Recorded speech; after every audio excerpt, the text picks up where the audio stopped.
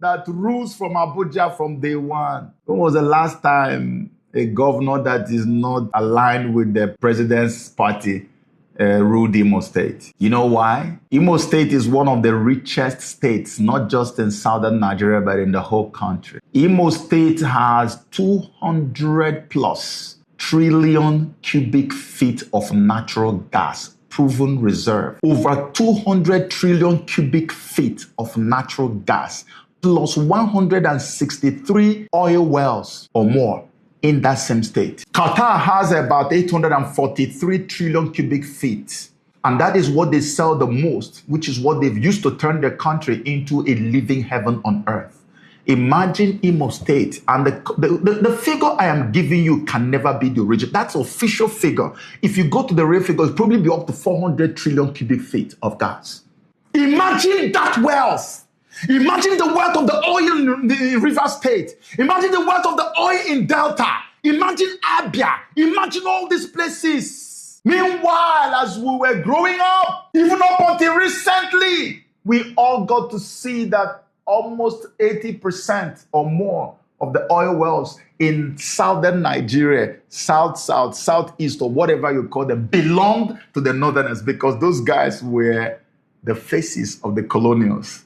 They were the ones who held the mantle for the colonial rulership in Nigeria. It is called neocolonialism. Now, what will happen to all those oil wells? They will tell them, Oga, this thing you people are doing, remember almost all your investments are in southern Nigeria. How many investments do you guys have in the north?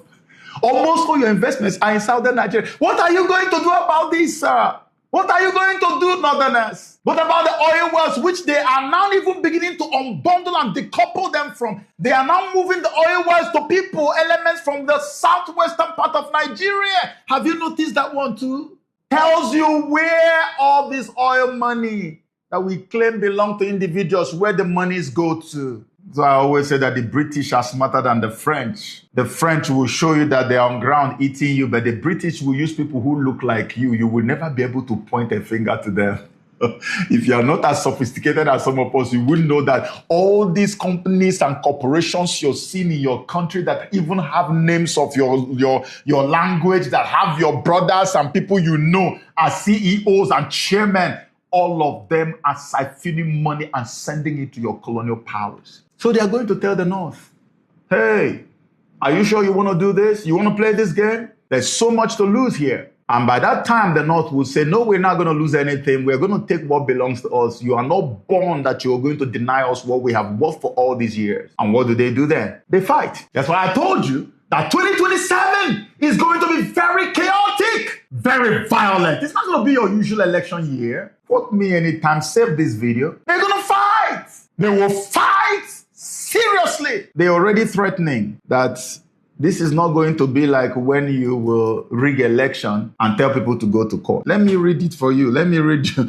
There's something I need to read this for you so you can see for yourself. This one is from where 2027 elections, go to court will no longer be tenable. Let me read you an excerpt. It says, any attempt by the government in power to manipulate the 2027 general elections will be resisted, and should the polls or the results be tampered with, this would create dire consequences for the country, not for the politicians.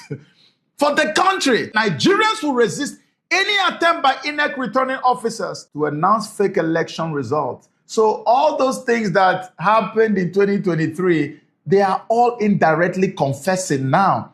They are saying, no, you cannot rig and tell us to go to court. That in 2027, nobody is ready to go to court. They will fight. When you see them saying these things, they say Nigerians will resist. They have plans to resist it, to fight it. It's war they are talking about. But they are saying it in a politically correct way. War! And you, the Southerner, where is your preparation? We are complaining that we have some foreign terrorists that have infiltrated all our forests, every part of the South. They are getting supplies of both their food and their weapons constantly. We have generals coming on TV talking, telling people, go and protect yourself. How much protection have you gathered for yourself as we go up to 2027? You see, the North has rejected Tinubu. If I want to put it correctly, I would say they have summarily rejected Tinubu. So, yeah, Tinubu might succeed in consolidating the structure in the South. But what about the North?